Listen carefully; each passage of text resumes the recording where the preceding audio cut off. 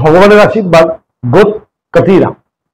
গোদ কাতিরা আমাদের ডাইজেশনকে ইমপ্রুভ করে, কারণ এতে প্রচুর পরিমাণে ফাইবার আছে। অ্যাসিডিটি কমায়, জয়েন্ট পেনকে কম করতে সাহায্য করে, ইমিউনিটিকে ধরে রাখতে সাহায্য করে, লিভারকে শান্ত করে। লিভারের যে গরমি বলে না, লিভার অসুস্থ হয়ে গেছে, লিভারকে সুস্থ করতে সাহায্য করে।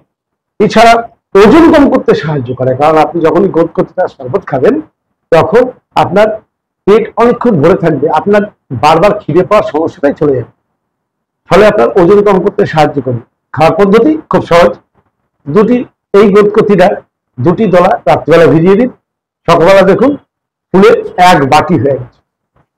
তার থেকে 2 চামচ গ্লাসে গুলে দিন, জেলির মতো গুলে নিয়ে তাতে একটু লেবু রস দিন, একটু বিটনুনের গুঁড়ো দিন, গুলে নিয়ে সকালবেলা খালি পেটে খান।